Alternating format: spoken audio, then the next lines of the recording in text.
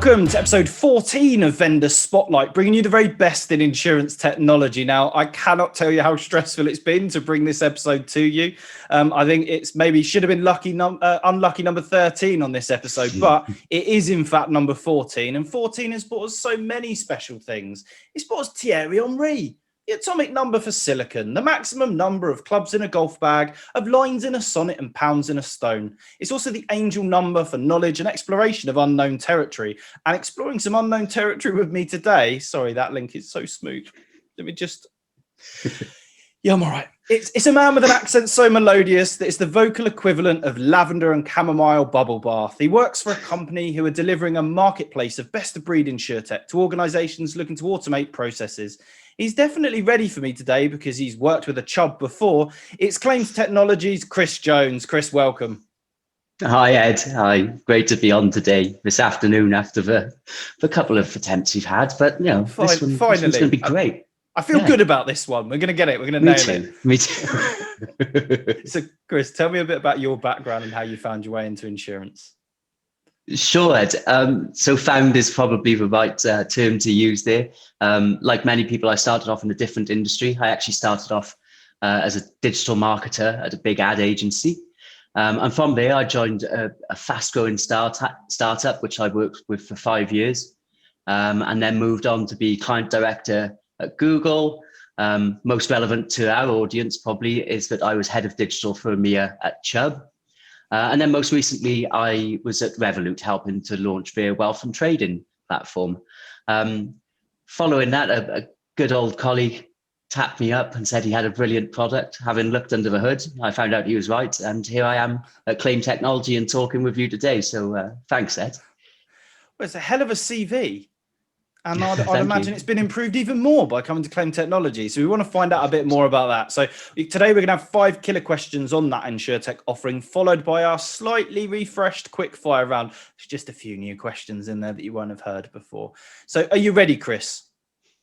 I am, Ed. Let's go. Excellent. Well, the questions, I will tell you, they're not unusual. Oh, sorry. Oh. Couldn't resist the Tom Jones reference. Oh. So what do you do and how does it help insurance, carriers, brokers and MGAs? Sure. So quite simply, we automate processes in the cloud. All businesses look to reduce the heavy lifting within their organizations or improve their customer contact and make their businesses more customer centric. There are a myriad of brilliant solutions already out there, and we bring those together on one marketplace, which can be connected to through a single API. So operations, IT, they can try out the solutions in the real world, in real time, see what fits, and then augment them into their business in a very, very simple way. Great. And what's the element of that offering of which you're most proud? It's got to be the truly open and collaborative nature of the platform. So unlike some others who talk about platforms, we don't have huge barriers to entry or very strict criteria.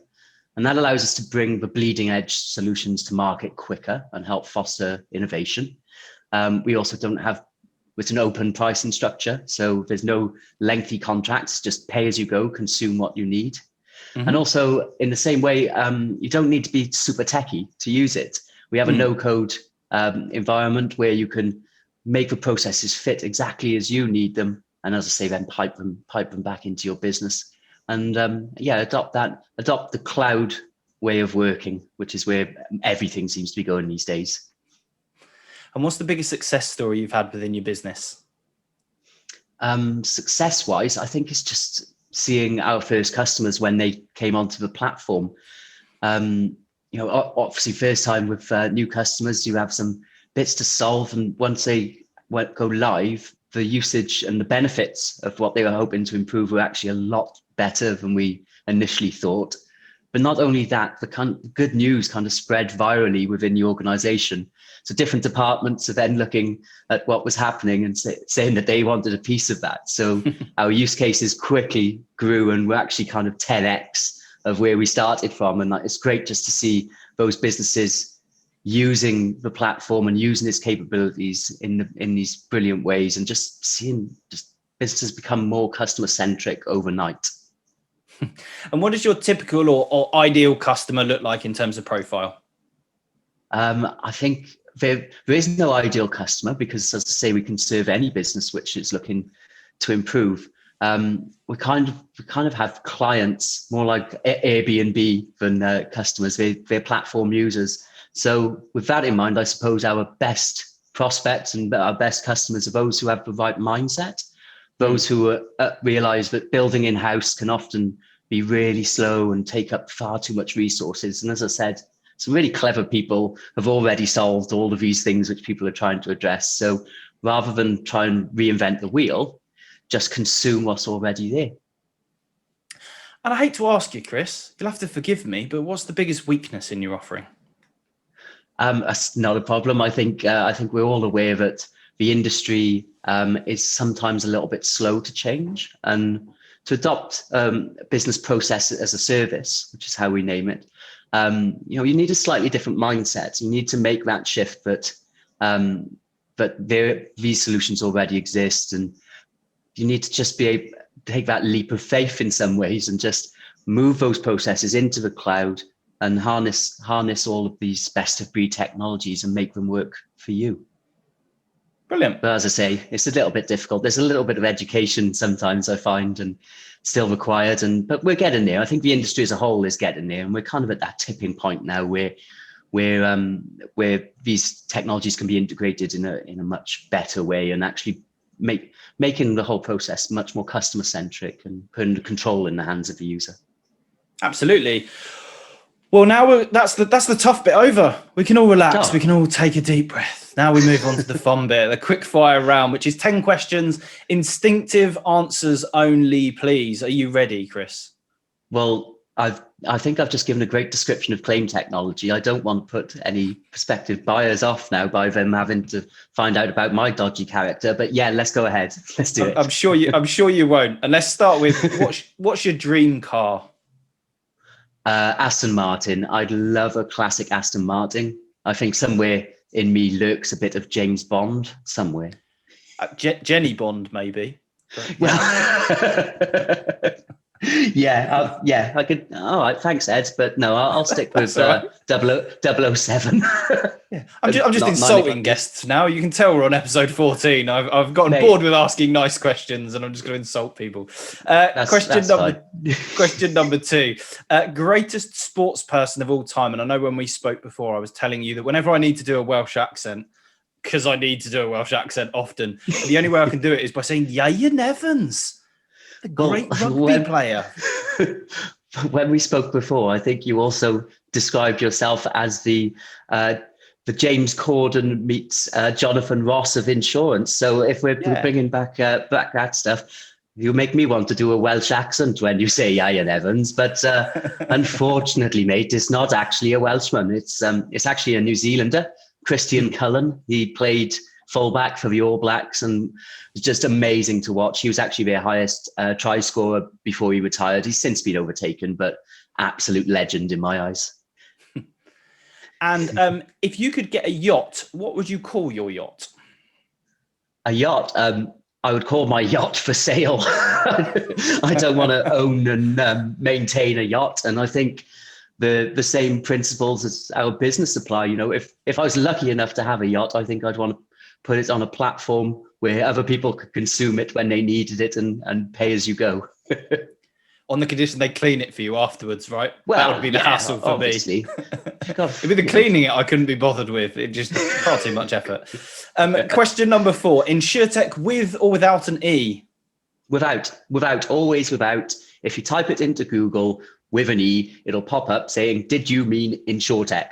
Without the E. So I think there's probably been enough volume of searches now for Google to be making that correction. And should we move on from that finally as an industry? I think that's conclusive. If Google says it, that makes it conclusive in my mind. So yes, I think we're going to. I'm dreaming of the day when someone comes on and says InsurTech with an E, because it hasn't happened in 14 episodes. So we'll move on. And on the InsurTech front, who's your favourite other InsurTech? Voca.ai. They recently sold for $70 million last week, actually, and they're doing amazing things. They're bringing chatbots to life through audio. So we've seen how some chatbots are sometimes difficult and unwieldy, but these are specifically trained for the insurance industry, and they can have real life conversations with people. And the possibilities of that for doing the heavy lifting, much as all of our technologies do, are fantastic. But also, I'd also say the other answer would probably be the InsurTech, which I haven't built yet, which is the one which just addresses the way that people don't want to buy insurance. They don't care about product lines. What they really want is protection based on their real-time needs and their circumstances. And again, I think we're getting towards that possibility. So I'd love to build that where just took a portion of your income and covered you for what you actually needed and was invisible. I think that's a great one, a great point. I'd love to see that created. And I think you're right. That is the dream, isn't it? Is that, insurance isn't bought, insurance just happens. Yes, it goes back to what the promise is supposed to fulfill, right? Question number 6. We're going to get slightly more jovial on this one. If you could be any animal, what would you be and why? Oh, it's simple. I'd be a dragon. No explanation needed. Enough said. Absolutely enough said. Number 7. What is top of your bucket list? I'd love to go to Mars. That's probably quite an ambitious dream, but again, things are moving fast, and yeah, I would love to see the Earth from space and visit a different planet. I love the ambition of it. You've hit that one out the park. You're aiming really high. Go to another planet. Amazing. Why not? Question number 8. If you could describe yourself in 3 words, what would those words be? I was originally going to say to this, just using what 3 words to describe my location, but then I realized we're all working from home and, we've got such a great product. I didn't want a queue forming outside my house. So I'd actually always say sales cheeky. mode. Yeah, always. Cheeky, geeky, and neurotic. I would use 3 of those for me as well. So no wonder we're going so well. Yeah. Good stuff. Question number 9. Which 3 guests would you have to a dinner party and why? Again, I'll show my geeky side here. Ray Kurzweil wrote a book called The Singularity, which if you're not familiar with it, I highly, highly recommend you at least kind of read the synopsis of it. It's about how technology will change our lives in the future. And then number 2, I'd have a Michelin-starred chef to cook for me. And number 3, probably Peter Gabriel to supply the music while I was chatting to Ray. Is that allowed? Absolutely. Absolutely. I like you've gone practical on yours. You're there going, what's the one where I don't have to do anything and I can just enjoy the dinner party? Great answer. Absolutely. And question number 10, who would play you in the story of your life? Ed, it's obvious. It's Leonardo DiCaprio, right? Because of the obvious striking physical resemblance. No, but my girlfriend would probably say Rob Brydon for the same reasons. But yeah, I'll go with DiCaprio. Good choice. Again, I like the ambition in every one of your answers. It's good. Well, Chris, I might not look like him right now. I need a haircut. Don't talk to me about haircut. This 4K is not doing me any favors. I'm starting to wish I'm stuck with a 1080p. I'm not looking pretty. But Chris, thanks so much for coming on the show and telling us about Claim Technology. Please make sure to visit claimtechnology.co.uk, which is below Chris now, to find out more about their one-click InsurTech concept. We're trying to fight the good fight against the LinkedIn algorithm. So if you enjoyed today's Vendor Spotlight, please make sure to subscribe to evermoredigital.com or the YouTube channel as we bring you the latest in insurance technology news, views and reviews. Please add your comments, subscribe to the channel, share to your boss, share to your male voice choir, share to whoever you may find yourself locked down with. But for now, sadly, it's goodbye from Chris at Claim Technology. Thanks very much, Ed. Been a pleasure. And it's goodbye from me.